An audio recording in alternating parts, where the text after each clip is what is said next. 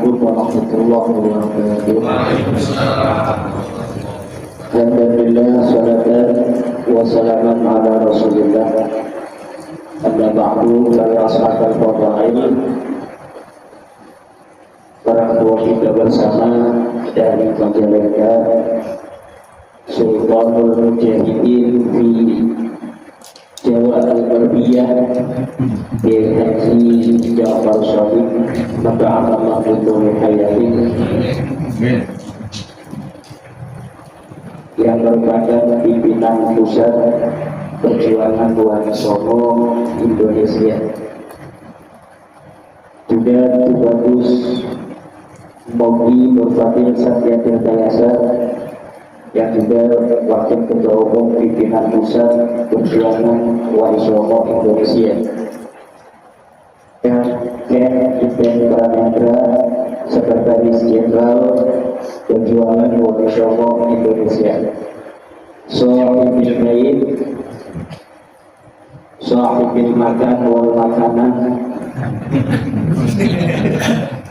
Sultanul Mujahidin Asani, orang tua kita bersama, Abang Setu Setiawan, dan para ketua PWILS Jawa Barat yang hari ini hadir, dari pimpinan daerah PWILS Kota Bekasi, pimpinan daerah PWILS Kabupaten Bekasi, pimpinan daerah PWILS Kabupaten Karawang, pimpinan daerah PWILS Tasikmalaya, pimpinan daerah PWILS Majalengka, pimpinan daerah PWILS Kuningan, pimpinan daerah PWILS Cirebon, pimpinan daerah PWILS Sukabumi, pimpinan daerah PWILS Bogor, pimpinan daerah PWILS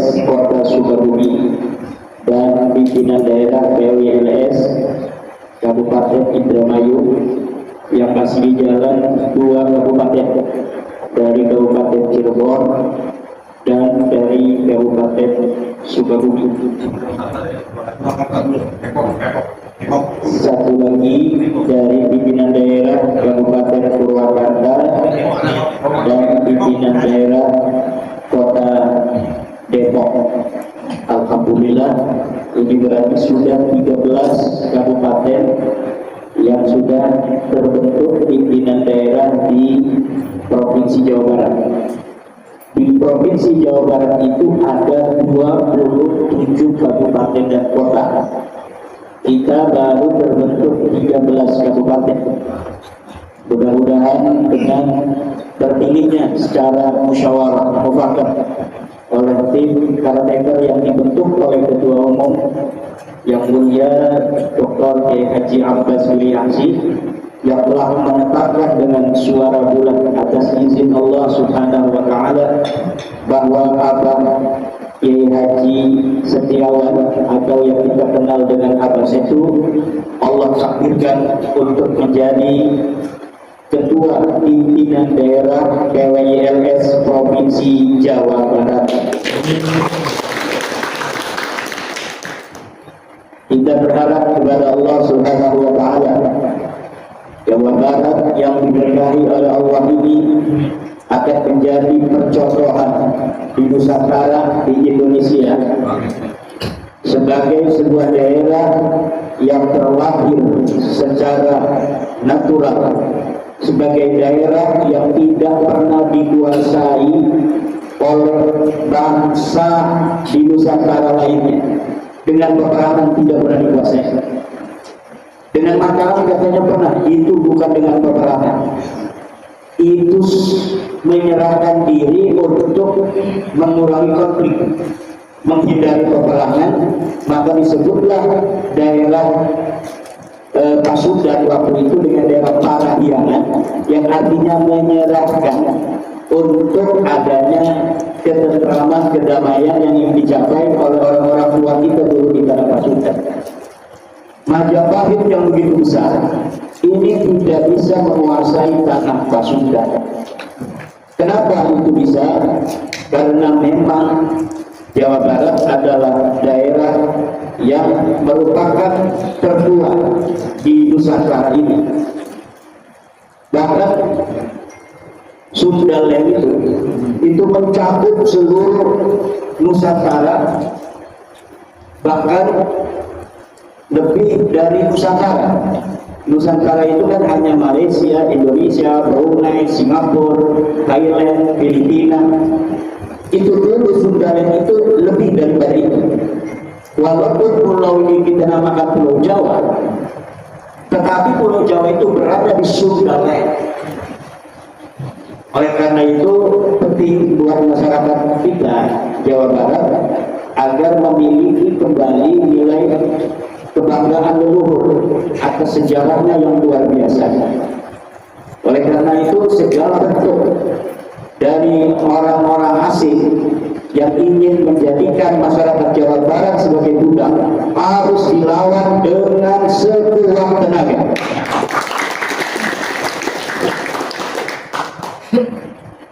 Bagaimana mereka ingin menguasai rohani dengan menguasai doktrin-doktrin keagamaan kepada masyarakat kita, menguasai rohaninya dengan mendoktrin masyarakat kita bahwa mereka harus menjadi anak buah budak daripada orang yang mengaku sebagai cucu Nabi.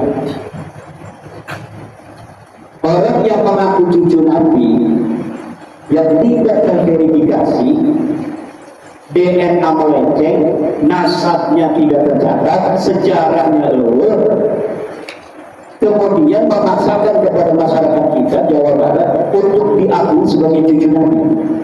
Ini sudah tidak bisa lagi untuk dibiarkan. Kenapa? Karena mengakui Pahlawi sebagai cucu Nabi hari ini termasuk ke dalam kategori menyakiti hati Rasulullah Muhammad SAW. Apa itu sanksi yang akan didapat oleh orang yang mengakui Pahlawi sebagai cucu Nabi? Walladzina yu'tuna Rasulullah lahum 'adzabun alim. Orang yang menyakiti Rasulullah dia akan mendapatkan siksa yang pedih. Orang yang sudah terbukti terang benderang Pahlawi Habib Assegaf bin Syihab bin Semit ini bukan cucu Nabi, tapi masih hari ini ada orang yang mengakuinya, sama saja orang itu adalah dengan menyakiti Rasulullah Muhammad SAW. Setiap umat Islam wajib untuk menjaga kemuliaan Rasulullah dan keturunannya hingga yaumil qiyamah. Dari keturunan Rasulullah akan muncul Imam Mahdi. Kalau hari ini kita menerima pemalsu-pemalsu nasab untuk diakui sebagai Rasulullah, berarti siap-siap kita akan menerima munculnya Imam Mahdi palsu dari mereka.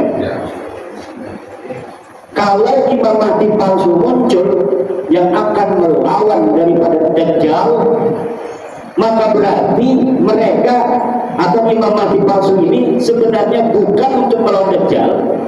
Dia mengatakan dia melawan Dajjal, padahal dia termasuk bagian daripada Dajjal itu. Dia mengatakan membawa manusia ke surga, padahal dia membawa manusia ke neraka. Dia mengatakan bahwa dia akan membela agama, padahal dia menghancurkan agama.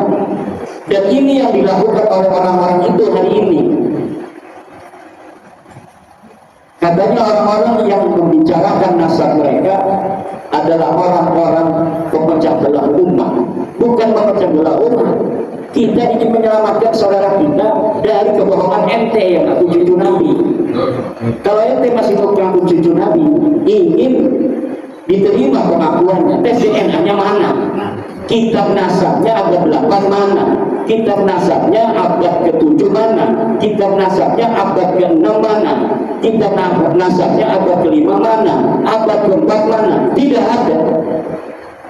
Orang hari ini diwajibkan untuk menerima mereka cucu Nabi dengan husnudzon, tanpa ada data, tanpa ada sejarah, tes DNA-nya G yang melambangkan mereka itu bukan orang Arab. Dan bagaimana cucu Nabi bukan orang Arab? Kalau cucu Nabi bisa bukan orang Arab, berarti kita sama saja qadzaf terhadap istri Nabi, pernah berhubungan dengan bukan orang Arab. Na'udzubillah. Jangan sembarang konsekuensi. Ini katanya ada yang nuduh kita qadzaf ketika kita mempertanyakan nasab mereka dan memutuskan mereka bukan cucu Nabi, katanya qadzaf. Qadzaf pada siapa? Yang qadzaf itu adalah orang-orang yang DNA-nya G kemudian diakui sebagai keturunan Nabi, sementara Nabi Muhammadnya J1. Itu dia yang qadzaf, menuduh istri Rasulullah berzina. Na'udzubillah, summa na'udzubillah. Ini konsekuensinya berat sebenarnya. Sudah jelas secara ilmu biologi, anak dan ayah harus sama. Haplogrup-nya J1 kalau dia itu turunan bangsa Arab. Kakeknya juga harus J1, buyutnya juga harus J1. Jangga, wareng, kerbak, baluk, udeg-udeg, gandum, siurnya itu harus J1. Sampai Sayyidina Husain harus J1, sampai Sayyidina Ali harus J1, Abu Thalib harus J1. Nah, kemudian hari ini ada orang yang ngaku keturunan Sayyidina Ali, keturunan Nabi Muhammad, haplogrup-nya G, kemudian diterima oleh kita. Ini adalah qadzaf kepada leluhur daripada Rasulullah sendiri atau salah satu di antara istri-istri mereka. Bisa istrinya Sayyidina Ali, na'udzubillah. Bisa istrinya Rasulullah, na'udzubillah. Bisa istrinya Abu Thalib, na'udzubillah. Karena Abu Thalibnya seluruh orang-orang yang mengaku sebagai Bani Hashim, keturunan daripada Quraisy, itu sudah terdeteksi secara konklusif bahwa orang Arab itu haplogrupnya J1, bahwa keturunan Nabi itu harus ada kode-kode Bani Hashim, bahwa keturunan Sayyidina Ali harus ada kode-kode Sayyidina Ali, FJJ 1000, 15.000.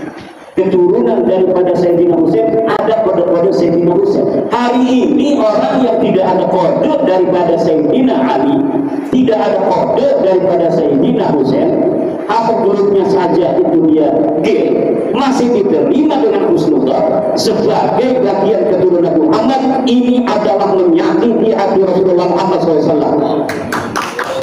Ditakutkan dari mereka mati dalam keadaan husnul khatimah, dan Nabi Muhammad tidak akan lagi mau melihat mereka sebagai umatnya Nabi besar Muhammad SAW. Orang-orang yang menyakiti keluarga Rasulullah adalah orang-orang yang hari ini menerima haplogrup G sebagai keturunan baginda Nabi. Ini jelas menyakiti Rasulullah Muhammad SAW. Itu dari tes DNA. Dari kitab nasab tidak ada sama sekali. Sebelum mereka mengaku di abad 9, abad 995, mereka ngaku jadi cucu Nabi, bikin kitab namanya Al-Durratul Musyirrah. Sementara keluarga Nabi dan keturunannya sudah dicatat sejak abad kedua Hijriah. Abnaul Imam fi Misra wa Syah 199 Hijriah, abad kedua, dicatat oleh Ibrahim Toba. Siapa saja keturunan dan cucu Rasulullah. Padahal baru 150 tahun Nabi Muhammad wafat. Kemudian dicatat di abad kedua, dicatat di abad ketiga, dicatat di abad keempat, kelima, keenam, terus sampai abad ke-9. Dan di abad ke-9 Ummatul Talib Al-Kubra itu mencatat keturunan Nabi, tapi tidak mencatat Ba'lawi ini sebagai bagian daripada keturunan Nabi Muhammad. Itu masih di abad 9, karena masih disitulah mereka mulai mengaku. Mereka mengaku 895, Ummatul Talib itu 820-an. Itulah 820 belum dicatat sebagai cucu Nabi. Kemudian beberapa puluh tahun kemudian mereka menulis sendiri bahwa mereka turunan Nabi, dan itu pun bukan di dalam kitab nasab. Kitab nasab yang pertama mencatat mereka itu abad ke-10, An-Nafah Al-Ambaliyah. Kemudian Tuhfatul Talib abad ke-10, baru mencatat Alwi sebagai keturunan Nabi, dan itu pun dikatakan dalam kitab itu tidak berdasarkan kitab sebelumnya. Cuma saya nemu kertas satu lembar yang mengatakan mereka turun Nabi, saya catat. Jadi ini kitab An-Nafah Al-Ambaliyah dan Tuhfatul Talib itu tidak bisa dijadikan referensi karena pengakuan dia sendiri dalam kitabnya bahwa saya mencatatnya hanya ma wajadtu fi ba'dit ta'alim, apa yang aku temukan dari secari kertas saja, bukan kitabul usul, kitab-kitab yang ada sebelumnya. Jadi kalau misalnya kitab Tuhfatul Thalib ini ditanya dari mana dia mendapatkan kabar bahwa yang namanya alwi keturunan Nabi, dari kitab nasab mana coba referensi? Tidak ada. Karena kitab-kitab nasab mulai dari abad ke-8 sampai ke bawah hanya mencatat anaknya Ahmad bin Isa itu 3, Muhammad, Ali, dan Husain. Lihat di dalam kitab abad ke-5 Muntaqilah At-Talibiyah. Lihat dalam kitab Asy-Syajarah Al-Mubarak. Kitab-kitab nasab yang lebih tua tidak mengkonfirmasi mereka sebagai turunan. Lalu kiai-kiai sekarang ini, kiai-kiai sekarang yang membela nasab Balawi ini seperti pengarang kitab Al-Husam Al-Maslul ini nulis kitab ini kiai dari Sukabumi. Apakah di dalamnya ada dalil-dalil dari kitab nasab abad ke-8, ke-7, ke-6, ke-5? Tidak ada sama sekali. Dia menulis pembelaan terhadap Balawi hanya dari kitab-kitab pengakuan Balawi, kitab-kitab Balawi sendiri. Dan kitab ini Al-Husamul Maslul ini sudah saya jawab dalam kitab saya berbahasa Arab, I'anatul Ahyar fi Jawabi Abdillah Muhtar. Silakan dibaca kitab. Kalau ini kitab bahasa Arab tapi bahasa Indonesia, ada bahasa Indonesia. Kalau kitab saya itu kitab bahasa Arab khalisan mukhlisan, jadi bahasa Arab saja. Untuk apa? Untuk para kiai-kiai. Kalau ditanya Ahmad bin Isa kiamat, makamnya ada. Di dalam kitab ini ada gambarnya beliau dengan makamnya Ahmad bin Isa. Ini makam Ahmad bin Isa, menunjukkan bahwa Ahmad bin Isa itu ada karena makamnya ada. Dan dijawab oleh Lutfi bin Yahya, ini makamnya. Makam palsu hari ini bisa ada, sebenarnya orangnya tidak. Jadi nggak usah kita yang jawab tentang masalah makam. Lutfi bin Yahya bisa jawab, dia bisa menciptakan makam-makam yang orangnya dulu tidak ada. Ya kan? Nah, makam itu apa? Makam-makam itu ada yang palsu, ada yang benar. Makam itu. Siapapun orang bisa bikin makam. Ada orang nggak tahu keturunannya siapa ke atas. Hari ini tinggal bikin makam-makam aja di tengah hutan. Dia bikin silsilah saya bin Jamron, bin Jamrud, bin Jamron, bin Jamrin. Lalu kita bikin di hutan Kalimantan 1 Jamrud, dibikin tanggalnya, dibikin bahwa dia sultan masa lalu. Kemudian di hutan Sulawesi kita bikin lagi makam 1. Lalu dia urut, ini makamnya di Kalimantan, ini makam di Sulawesi. Bisa saudara. Dan itu yang terjadi dengan Ahmad bin Isa yang ada di Yaman. Ahmad bin Isa orang Madinah dan dia tidak diketahui makamnya. Siapa orang yang bisa menunjukkan dalil satupun dari kitab-kitab masa lalu yang ada di sekitar Ahmad bin Isa itu dinyatakan ada eksistensinya, yaitu di abad ke-3 dan ke-4, yang mengatakan Ahmad Isa pernah hijrah ke Yaman, ke ayat. Tidak ada. Sampai abad ke-9 sampai Ali As-Sakran menciptakan sendiri bahwa Ahmad bin Isa pergi ke Yaman.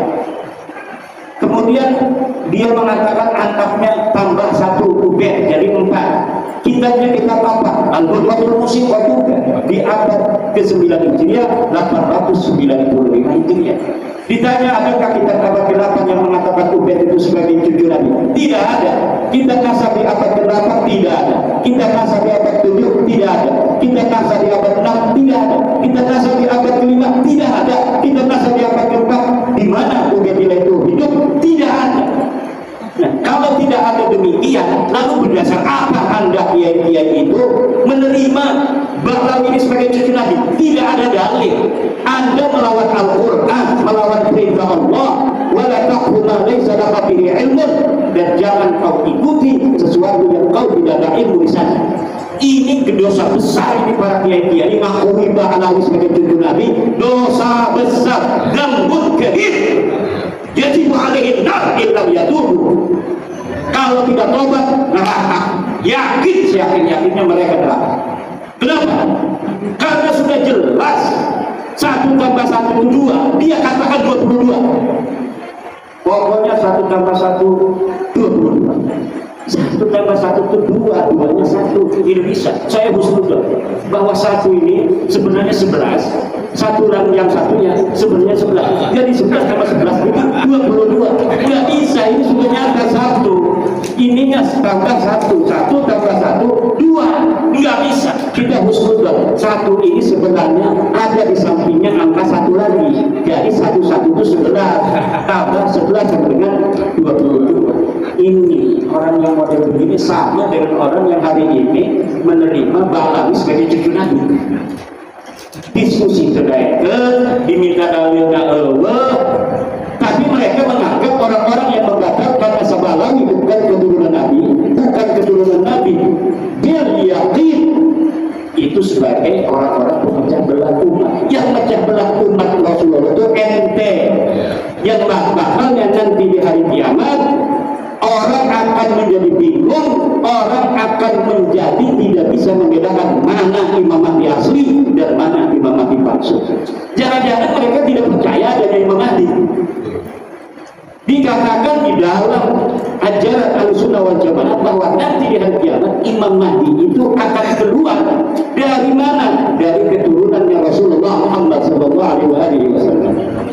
Lah kalau sekarang ini keturunan palsunya kita biarkan, bisa jadi keturunan palsu ini yang akan mengaku sebagai Imam Mahdi kiamat nanti. Dan ini berbahaya buat persatuan umat Islam dikala umat Islam sedang menghadapi Dajjal, menghadapi pasukan Ya'juj Ma'juj di masa depan.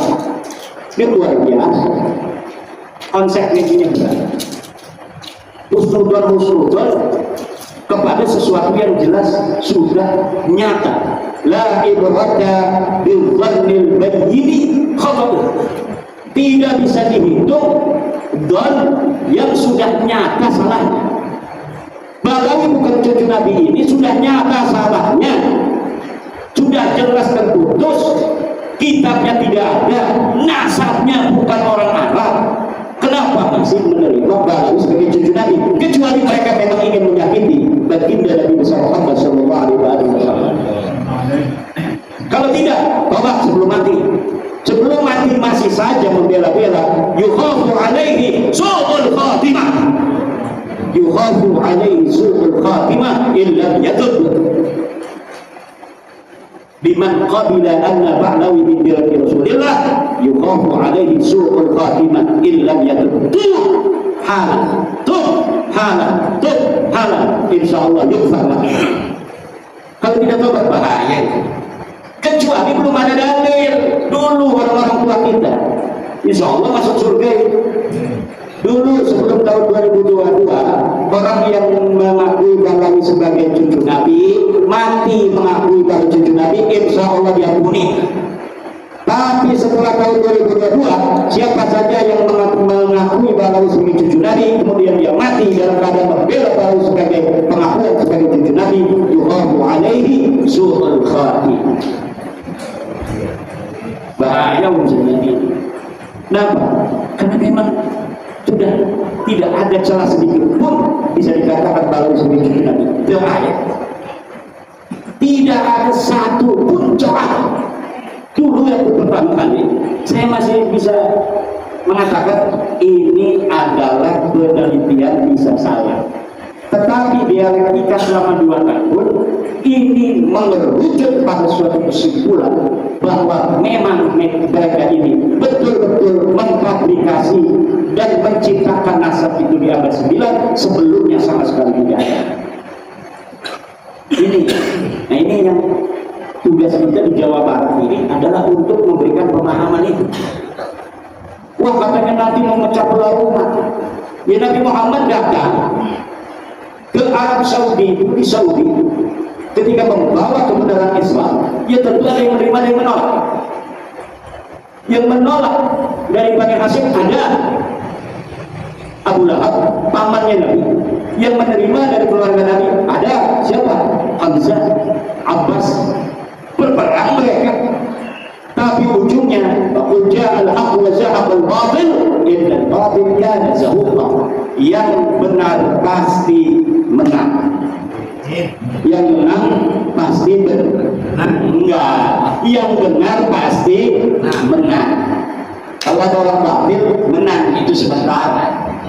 tapi ujungnya dia akan kalah, hancur. Al-Quran yang mengatakan wa qul ja'al haqqa wa zahaqal batil innal batila kana zahuqa. Ini yang harus ditanamkan kepada para pengurus Jawa Barat, pengurus wilayah, pengurus DPD, bahwa kita ini walaupun orang-orang lemah ilmu, lemah duit, tetapi tugasnya mirip sama Rasulullah, mirip dengan para sahabat-sahabat masa lalu, melawan orang-orang kufar Makkah, melawan orang-orang musyriki Makkah yang luar biasa. Mereka menguasai sumber daya di Makkah waktu itu, baik sumber daya ekonomi maupun menguasai sumber daya kepemimpinan. Tetapi Rasulullah munfaridan, sendirian saja pertamanya dengan keyakinan yang luar biasa. Kemudian istrinya ikut, kemudian siapa? Imam Ali, ponakannya, bukan ponakan, sepupunya ikut, kemudian Abu Bakar ikut, kemudian Sayyidina Umar ikut, lama-lama kemudian banyak, dan akhirnya menjadi kekuatan di dunia hari ini yang paling tinggi dari sisi keyakinan kepada Tuhan adalah di antaranya agama Islam. Walaupun bermayoritas di dunia ini, para dulur-dulur sekalian, Islam itu bukan mayoritas. Yang sekarang mayoritas adalah Kristen. Islam nomor dua itu Islam. Tapi pertumbuhan terbesar sejak beberapa puluh tahun ke belakang, diprediksi Islam akan menjadi mayoritas beberapa puluh tahun lagi. Ke depan itu kita musuh dalam tanda kutip, musuh di TikTok segala macam itu, bukan dengan orang-orang ahli kita. Kayak sekarang kan Ustadz Wafi itu debat-debat dengan orang Kristen, dengan orang Protestan, dengan orang Katolik. Masa depan musuh kita itu adalah orang-orang ateis, agnostik, yang mereka sama sekali tidak percaya kepada Tuhan. Di TikTok mulai hari ini, di YouTube mulai hari ini, orang-orang ateis muncul. Mereka pertama ingin mendapatkan kesamaan hak di negara Indonesia, bahwa walaupun negara kita ini berdasar Pancasila dengan sila pertamanya ketuhanan yang Maha Esa, tetapi orang-orang ateis ingin diberikan hak cuti. Nah ini ke depan musuh kita ini adalah orang-orang ateis. Maka peradaban ilmu pengetahuan waladiyah syamsiyah yang dulu dipersiapkan untuk melawan orang-orang ateis ini akan bermanfaat kembali. Ini harus diasah. Untuk apa? Untuk melawan filsafat orang-orang ateis yang mempertanyakan Tuhan itu ada atau tidak, Tuhan itu ilmiah apa tidak, apakah bisa Tuhan diilmiahkan. Nah ini nanti yang akan terjadi dengan anak-anak kita ke depan. Mereka mempertanyakan kembali tentang zat Allah, seperti peristiwa 250 Hijriah ketika Abu Hasan Asy'ari, Abu Mansur Al-Maturidi melawan orang-orang ateis, Mu'tazilah melawan orang-orang ateis. Ini yang akan kita hadapi. Nah, sebelum kita menghadapi orang-orang seperti itu, maka kita juga harus memperkuat ilmu pengetahuan anak-anak kita. Bagaimana kita berbicara filsafat, bicara dengan metodologi waladiyah syamsiyah, dengan metodologi al-mungkin minat dolal. Kalau tentang metodologi ilmiah saja santri-santri kita tidak ngerti. Kalau sudah ada dalil tentang batalnya Balawi, maka Balawi tidak bisa lagi untuk diterima. Tapi kenapa santri-santri kita masih ada yang menerima? Karena tradisi ilmiah ini belum biasa dikonsumsi dengan konstruktif dan kritis oleh santri-santri kita. Ini maka akan bisa untuk diprediksi pertandingan dengan orang ateis ke depan, santri kita akan kelabakan. Kenapa? Karena dengan teori filsafat ilmu yang sederhana saja mereka tidak bisa untuk mengambil kesimpulan yang benar. Kalau sebuah tesis bumi itu datar, kemudian diketemukan tesis berikutnya yang mengatakan bumi itu bulat, maka dengan berbagai macam dalil-dalil yang kuat, tesis bahwa bumi itu datar itu hancur lebur dan tidak bisa diterima kembali. Sekarang kita sudah bisa untuk melihat bumi dari atas. Ternyata betul bahwa bumi ini bulat. Perdebatan masa lalu di tahun 1500-an Masehi, apakah bumi itu bulat, apakah bumi itu datar, hari ini terkonfirmasi bahwa memang bumi ini bulat. Maka sebuah tesis yang telah terbantahkan itu sudah tidak bisa lagi dihusnudoni. Bagaimana kita husnudon aja sih Allah? Katanya bumi ini datar, buktinya kita tidak melayang-melayang, tidak jatuh, ini yang dari bumi. Tidak bisa, bos. Karena apa? Karena kesimpulan ilmiah bahwa bumi ini bulat sudah dhahirun bayyinun la yuraddu, yang tidak bisa ditolak lagi. Sama bumi bulat itu dengan kesimpulan Balawi bukan cucu Nabi, yang tidak mungkin bisa dibantah lagi. Yang masih nerima akan terbantah sendiri oleh dirinya sendiri, hanya nunggu waktu. Nunggu kecewa aja sedikit dikempereng sama Balawi, dia akan sadar. Atau dia motornya dipinjam menjadi kembalian lagi, langsung itu saya ikut dia di dia. Hanya butuh sedikit kecewa untuk menjadi insya Allah sadar. Hanya butuh sedikit kecewa saja. Dalil tidak ada. Inna kala tahdiman abad walakin Allah yahdi man yasha. Nabi Muhammad kurang apa? Beliau adalah orang yang sangat dikasih Allah. Habibullah, Habib asli itu Rasulullah itu. Tapi tidak semua manusia di dunia mengikuti Rasulullah. Apalagi model Imaduddin Utsman yang katanya kecilnya gak tahu, katanya nama Imaduddin. Iya kecilnya tahu, saya kecil dulu sih. Kalau saya langsung besar gak bakal ada orang yang tahu saya kecil gimana. Orang saya kecil dulu, manusia betul-betul terlihat pada sekabung saya. Al-Kreseku ya'lamuni, Al-Kreseku ya'rifuni, Watangramu ya'lafuni. Gak bisa saya itu menutupi diri saya dari orang Kresek, dari orang Tangerang, karena seluruh orang Kresek Tangerang tahu saya. Ini masalahnya. Kita harus banyak tantangan ini apa saja. Tapi bisa nggak Kiai dikaitkan dengan ayat tadi? Umayyad tabi'u namanya aksharuhum ila dhanna inna dhanna la yu'min minal haqqi syai'an.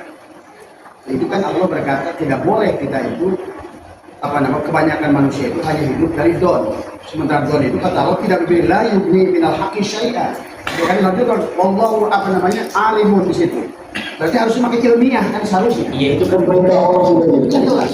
Allah sudah jelas memberitakan bahwa seluruh manusia itu tidak boleh mengikuti sesuatu yang dia tidak tahu.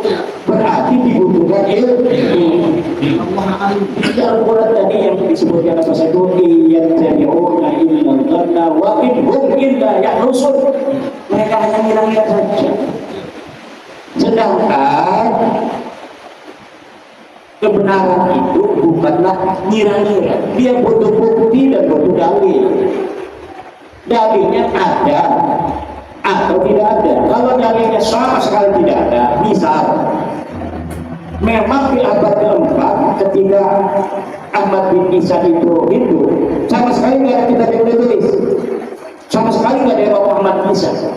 Abad kelima nggak ada yang ngomong Ahmad bin Isa punya anak berapa, abad ke-6, abad ke-7 tidak ada. Baru tuh itu masih 50-50 tuh kalau ada orang ngaku-ngaku di abad ke-9.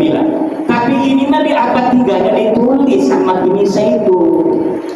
Anaknya ditulis di abad ke-4, anaknya ditulis, Ahmad bin Isa-nya ditulis, abad ke-5 Ahmad bin Isa ditulis, anaknya ditulis, abad ke-6, ke-7, ke-8 semuanya ditulis.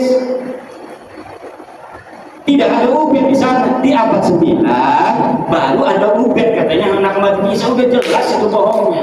Tapi kita masih ada yang percaya.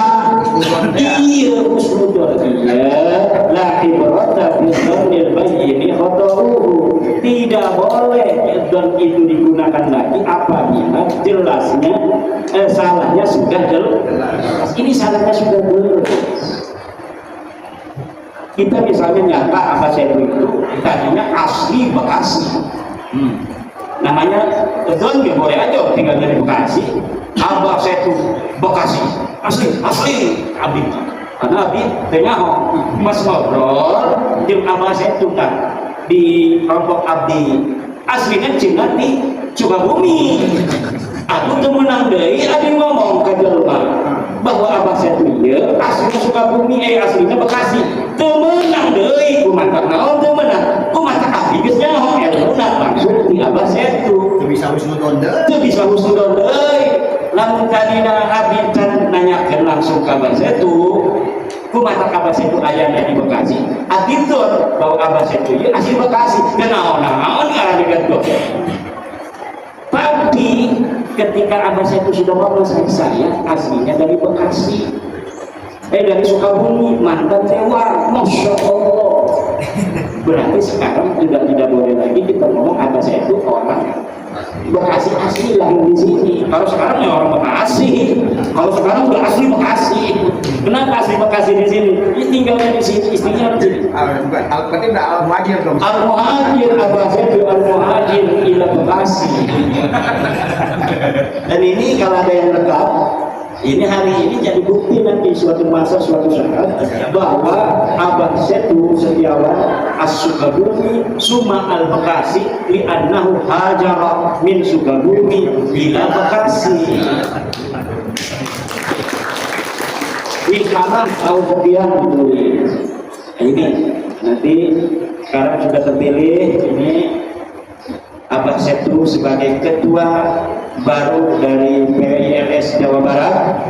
Saya berharap adanya keterpilihan dari Abah Setu ini akan membawa semangat baru dan menjaga.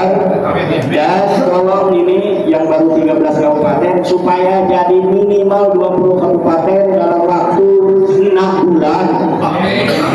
Jadi tugas dari saya sebagai ketua Karadeker tim pemilihan ketua PWLS Jabar yang hari ini sudah konklusif bahwa Abah Setu sebagai ketua Jabar memohon kepada ketua terpilih dan dari jajaran nanti agar dalam waktu 6 bulan dari 27 kabupaten kota ini 20 kabupaten sudah terbentuk PWLS demi Kalimantan. Karena ini lagi banyak tantangan ya di pemuda Bekasi lautna aya nu ngajual cenah aya nu mager di Tangerang aya eta di Bekasi aya di Tangerang 360 bidang laut di sertifikat di Bekasi 250 hektar laut di sertifikat. Ini sudah luar biasa ini. Apa tujuan mereka itu ya? Ingin laut dikuasai. Apa lebih murah dia itu ya? Kalau beli di Bekasi kan mahal itu di Bekasi kan. Tapi di Tangerang kan masih murah itu tanah. Tapi mereka mau juga di laut. Padahal itu PIK 2 dia sudah beli tanah itu mulai Kosambi sampai ke Puncuk. Itu ribuan hektar tanah darat. Tanah darat ribuan hektar. Ada PSN nih 1.700 hektar mau diambil juga kan lumayan dia sudah menyiapkan apa namanya sarana sosial sarana umum nanti sarana umumnya dari tanah PSN ini. Jadi dia ini aji mumpung dia beli tanah ribuan hektar tapi nanti dia tidak menyiapkan wisata untuk umat untuk masyarakat dari tanah dia yang dia beli tapi dia fasilitas sosialnya, pasun dan pasosnya itu nanti dari PSN itu tanah rakyat, tanah asli dari masyarakat Tangerang itu. Nah ini pintar, makanya jadi pengusaha itu kudu pintar. Cuma sayang, ini dia sudah beli ribuan hektar di sawah itu di darat, PSN tengah itu dikuasai, laut juga mau dikuasai, dan ini yang apa hari ini kemudian memicu gejolak di Tangerang. Nah, kalau menteri-menteri yang sekarang sih mungkin dia tidak ikut, tapi menteri dulu nggak betul luar biasa. bupati yang zaman dulu ikut-ikutan getar-getar nih bupati makan sebuah utara sekda segala macam ini. Nah ini tantangannya banyak Jawa Barat. Ya menteri-menteri ya secara bil jumlah sih banyak yang bagus, tapi banyak juga yang masalah. Dari anak buah Pak Prabowo ini, Pak Prabowo ini kan luar biasa semangatnya anti penjajahan, kita harus menunjukkan jati diri bangsa. Tapi beberapa menterinya ada yang bermasalah. Menteri utusan khusus kemarin datangnya kritik senang ngapain pemuda minta nasihat tentang kepemudaan kepada Rizik Syihab yang mau dinasihati dari Rizik apa supaya pemuda bisa teriak-teriak ini Raffi Ahmad ini perlu di tinjau ulang. Kalau bisa ya diberhentiin aja, diberhentiin Raffi Ahmad dari utusan khusus presiden. Kenapa? Karena kurang cerdas. Jadi kan ilmu pengetahuan itu penting juga untuk pejabat-pejabat agar presiden kita ini mampu untuk menyelesaikan tugas-tugasnya. Nah kalau utusan khususnya menteri pembantu-pembantunya kurang cerdas, langkah-langkahnya ini kurang cerdas, ya nanti akan menghambat presiden. Ada yang menghina tukang es, ada yang menghina tukang ST, masalah buat presiden. Ada lagi yang gas LPG tiba-tiba nggak ada di masyarakat, di pasaran. Kebijakannya mungkin bagus tujuannya, tapi kurang cerdasnya ini kemudian memiliki gejolak di masyarakat. Ini yang harus ditinjau ulang kembali di pembantu model ini. Menteri Agama juga nggak bisa menurunin haji. Ongkos naik haji sebelum Pak Yakub itu 35 juta tahun 2020. Masyarakat bayarnya hanya 35 juta, dolarnya itu 15.000. Ketika Pak Yakub naik jadi 55 juta, 35 juta ya tahun 2020, waktu sebelum Pak Yakub jadi menteri. Ketika Pak Yakub, peninggalan Pak Yakub 55 juta, naik drastis, padahal dolarnya sama. Dulu 15.000, sekarang dolarnya 16.000. Nah sekarang menteri kita agama yang baru juga tidak bisa untuk mengoreksi kebijakan-kebijakan menteri agama yang lalu. Harusnya kalau tahun 2020 bisa 35 juta itu masyarakat membayar haji, harusnya tahun sekarang bisa dikoreksi kebijakan menteri yang dulu karena alasan COVID. Kalau kemarin itu naik, sekarang sudah tidak ada COVID. Kalau misalnya saya jadi presiden, saya akan perintahkan menteri agama dulu waktu sebelum COVID bayarnya masyarakat 35 juta itu pergi haji. Sekarang Anda jadi menteri agama harus jadikan ongkos naik haji 35 juta kembali, kalau tidak ente mundur. Karena menteri agama itu standar bahwa dia mampu untuk menjadi menteri agama atau tidak, itu yang paling terlihat adalah dari ongkos naik haji.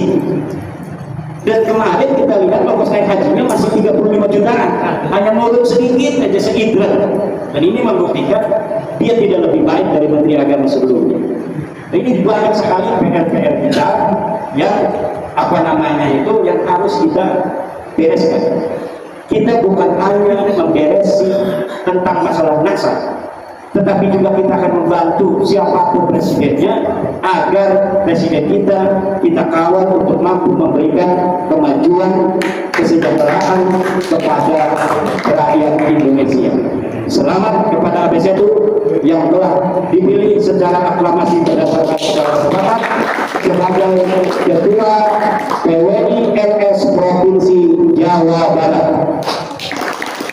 Semoga dapat mengemban amanah penderitaan rakyat Jawa Barat agar dimerdekakan dari penjajahan spiritual. Dan kepada seluruh pimpinan daerah kabupaten yang sudah terbentuk dari 13 kabupaten, 1 komando untuk Jawa Barat, Abah Setu Setiawan.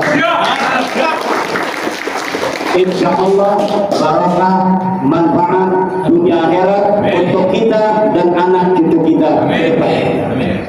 Wallahu wal muwaffiq ila aqwamit